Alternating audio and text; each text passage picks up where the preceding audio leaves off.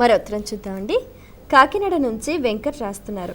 హనుమాన్ చాలీసా పురాణాల్లోనిది కాదు కదా, మరి ఆ చాలీసాకు అంతటి ప్రత్యేకత ఎలా వచ్చింది తెలియజేయగలరు అంటూ రాస్తున్నారు. నేటికి 600 సంవత్సరాల క్రితం కాశీలో సంవత్సరం పాటు రోజు గంగా స్నానం చేసి రామాయణం చెప్పాడు. ఆ రామాయణం వినడానికి హనుమంతుడు కూడా మారువేషంలో వచ్చేవాడు.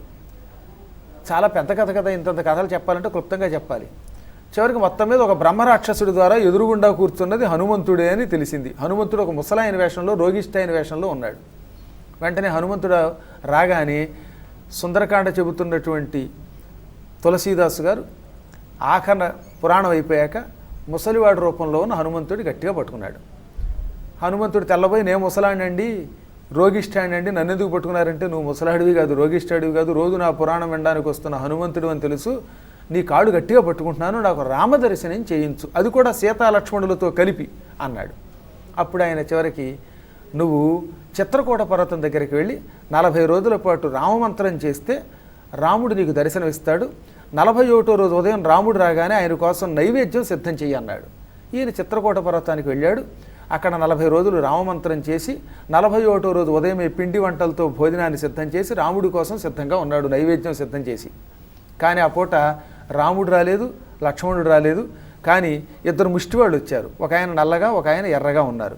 వాళ్ళు వస్తే ఈయన, రాముడు రావాలి, రాముడికి నైవేద్యం పెట్టాక మీకు అప్పుడు ఆహారం పెడతాను, అప్పటిదాకా మీరు ఇక్కడ ఎక్కడైనా కూర్చోండి అన్నట్ట.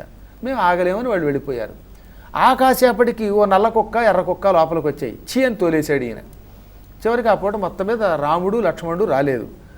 సాయంత్రం వేళకి హనుమంతుడు రాగానే కాళ్ళు పట్టుకుని, ఏమయ్యా ఎందుకింత మోసం చేసావు, రామలక్ష్మణులు సీతతో పాటు 41వ రోజు వస్తాడు అని చెప్పావు కదా, అందుకని నేను ఇంత నైవేద్యం సిద్ధం చేశానంటే, హనుమంతుడు చిరునవ్వు నవ్వి, ఎంత పని చేసావయ్యా, రాముడు లక్ష్మణుడు ముష్టివాళ్ళ రూపంలో వచ్చారు, భిక్షుకుల రూపంలో. ఆ ఎర్రగా ఉన్న ఆయన లక్ష్మణుడు, నల్లగా ఉన్నవాడు రాముడు. వాళ్ళని గెంటేసావు. మళ్ళీ కాసేపటికి నల్ల కుక్క, ఎర్ర కుక్కల రూపంలో రామలక్ష్మణులు వచ్చారు. అప్పుడు వారికి నైవేద్యం పెట్టలేదు. 2 సార్లు గెంటితే ముచ్చటగా 3వసారి రావడానికి రాముడు ఏమైనా సిగ్గులేనివాడా అనగానే, అయ్యో రాముడంటే కిరీటం పెట్టుకొస్తాడు అనుకున్నాను, ఇలా మారువేషాల్లో వస్తాడు అనుకోలేదు, దైవం మానుష రూపేణ అని తెలుసుండి కూడా మోసపోయాను, అయినా సరే నాకు రామదర్శనం జరగకపోతే నేను ఆత్మహత్య చేసుకు చచ్చిపోతానని హనుమంతుడి దగ్గర బాగా మంకు పట్టుబట్టాడు. అప్పుడు హనుమంతుడు తోకతో చుట్టి సీతారామలక్ష్మణుల దర్శనం చేయించాడు. అందుకే హనుమంతుడిని మనం పట్టుకోవాలి. అప్పుడు ఆయన ఆనందంతో, శ్రీరామచంద్రం శ్రితపారిజాతం సలక్ష్మణం భూమిసుతా సమేతం ఆజానుబాహుం రఘువంశ సోమం రాజాధిరాజం శిరసా నమామి అని చెప్పించి, ఆ తర్వాత రాముడికి కృతజ్ఞతగా ఆయన రామచరితమానస రాశాడు. ఈ రామచరితమానస రాసే ముందు, నువ్వే గురువి నాకు, నీవు లేకపోతే నాకు రాముడు లక్ష్మణుడు సీత కనపడేవారా, కాబట్టి నీ దయ వల్ల నాకు సీతారామ లక్ష్మణుల దర్శనమయ్యింది, కాబట్టి నువ్వు నాకు గురువువి, నిన్ను స్తుతించాకే రామచరితమానస అనే పేరుతో రామాయణం రాస్తాను అని ఈయన హనుమాన్ చాలీసా, అందుకే శ్రీ గురు చరణ సరోజరజ అని ఎత్తుకున్నాడు కారణం, హనుమాన్ చాలీసా రాశాడు.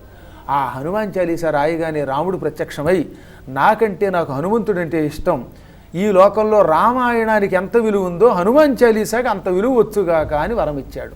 అందుకే పురాణాలలో అది కాకపోయినా రాముడి వరానికి గురవ్వడం వల్ల హనుమాన్ చాలీసా జగత్ప్రసిద్ధికెక్కింది. హనుమాన్ చాలీసా పారాయణ చేస్తే 24,000 శ్లోకాల రామాయణం పారాయణ చేసినట్టే. ఇంకా ఒకటి కాదు, అనేక కష్టాలు తొలగించి సకల సంపదలను ఇచ్చే అపూర్వమైనది ఈ హనుమాన్ చాలీసా.